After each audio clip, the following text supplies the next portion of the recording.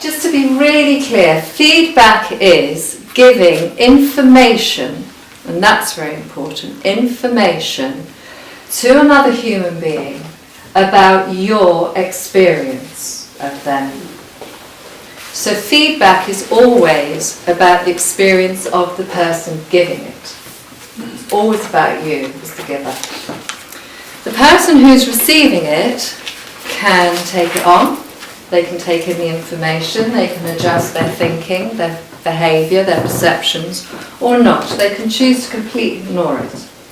And if they do choose to completely ignore it, they're not wrong. That's absolutely their prerogative, and yours if you're the person on the receiving end. And we're involved in a constant feedback loop. We're doing it all the time. We're giving feedback to ourselves, we're giving feedback to others, we're perceiving how other people behave and relate to us all the time as feedback and adjusting ourselves according to that. But what I'm going to do now is kind of look at when we're doing it consciously, in that we've decided or been asked to give some feedback to someone, or we're giving some feedback to a client. But also I want to bear in mind there's kind of really tricky situations, and I have to say in my life they crop up far more often in my personal life and relationships than they do at work, when you want to give some feedback to someone about the impact they're having on you, and perhaps make a request or a suggestion or a recommendation. So because I'm delivering this training next week, I've had a little feedback book going around with me for the last week, because I thought I want some real live examples to talk to people about. So here's a piece of feedback I got on my doorstep the other day, when the person, chap I know in the village who's coming to do some work on our house. I wear hearing aids, by the way, which is relevant. I was talking to him and he went, "You're a bit loud today, turn it down." And I went, "What's going on?" So that was a piece of interesting feedback, and actually not all that welcome. And here's one, slightly embarrassing, but I was having a reprogram in the gym, and the guy said, "How old are you?" And I said 57, and he went, "Looking good." And that was a really welcome piece of feedback.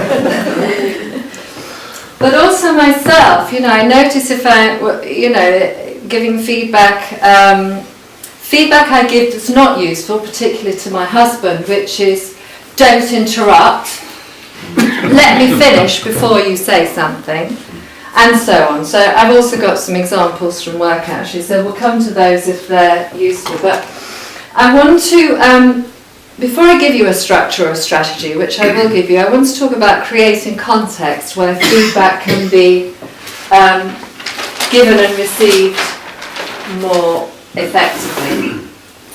Now, if you're giving a piece of feedback, I think the first thing to do is to be really clear about what the purpose of it is. So is this piece of feedback an offload for you, a way of getting what you want? Or is this piece of feedback really meant as a contribution to the other? Because if you give feedback where your intention is to contribute something to the other person, then that's going to create a very healthy context where something's going to work. I was asked this morning by Tanya actually to give us some feedback on her talk. Now, that's, and she's going to give me some feedback on mine too.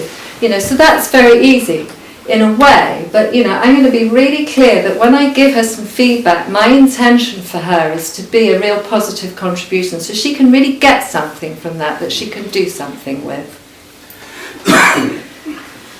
When as we already said, giving feedback is about your experience. That doesn't mean that your experience is any more important or valid than the other person's. You have to own that as your experience. So you talk about yourself. So I had a client who was always, mistake, but very often 10 minutes late for a session. So I talked about, instead of saying you're always 10, you're always 10 minutes late, what's going on? It's like how that, you're 10 minutes late, this is how it affects me and this is how it affects the session. So talk about yourself. The minute we start to say you to anybody, that will elicit a more defensive response. Nothing and nobody's wrong. Give up that you are wrong, the other person's wrong, or the circumstances is wrong. Nothing or nobody's wrong. I won't say any more about that, and it's possibly the most difficult thing.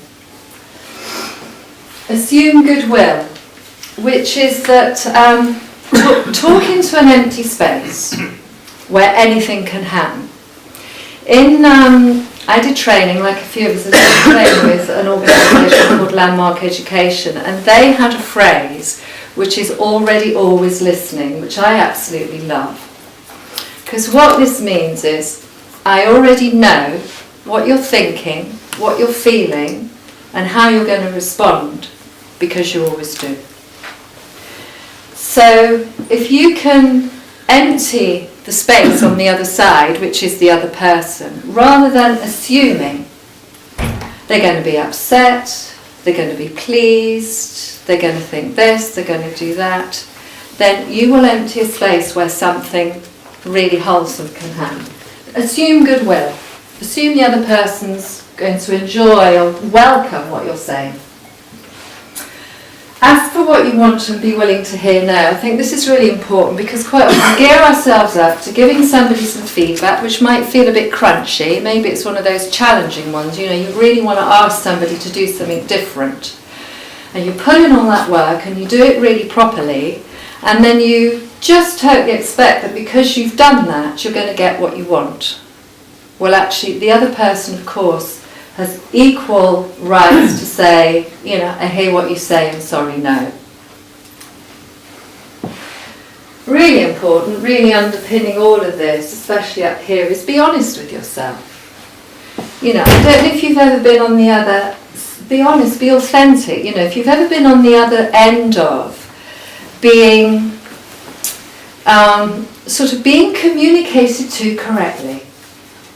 I don't know if you know what I mean, but there's certain kind of communication rules, always use I statements, do this, don't do that, blah, blah, blah.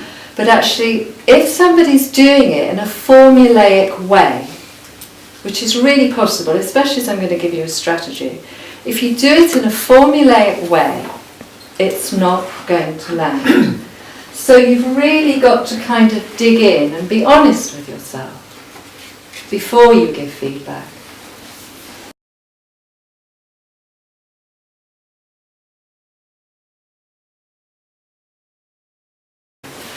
So, appreciations. This has to be authentic. I appreciate she has a long way to come. She has a long journey. Dead easy. I've done this with a lot of people, including survivors of abuse, and I haven't yet come across anyone who couldn't find something genuinely to appreciate or understand on behalf of the other person, which is really interesting. Facts. This is really, really, really, really important, because a fact is incontrovertible. You arrive 10 minutes late is incontrovertible. It's here. This is facts free from your opinion, your interpretation, your idea, or anything other than the incontrovertible fact. Okay? So, you always leave the bath dirty is not an incontrovertible fact. I went in the bathroom and found a ring round the bath and hairs in the bottom is an incontrovertible fact. This has to be really clean. You cannot argue with it. Puzzles are things you're confused about or don't understand. So, I understand you have a long journey. I notice that you regularly turn up 10 minutes late. Was I puzzled about that? Not particularly. You may or may not have something you don't understand. How did I feel about that? I felt frustrated because I didn't have so much time in the session. I put myself under pressure a bit, and I felt concerned. So those are my feelings. Requests or recommendations. In this incident, it's simple. Please, could you come on time? Hopes, wishes and dreams is about why you're bothering to have this conversation at all. So I want to have this conversation with this client because I want her to have a great experience in us working together. But also, I really want to be present and there in the session. And if if I've got some feelings about the fact that she's late and we're feeling squashed and there's not enough time, that doesn't work for me to do that. So hopes, wishes and dreams is, why I'm having this conversation is, I want you to get the most you can from this process. And when there's pressure on time, I don't feel like I do such a good job. Okay. So, I'm just going to put brackets around this one, by the way, because this is the one that isn't always there. There may or may not be something that you're confused about. Is that clear for now? You hear a lot of thinking going on? Okay.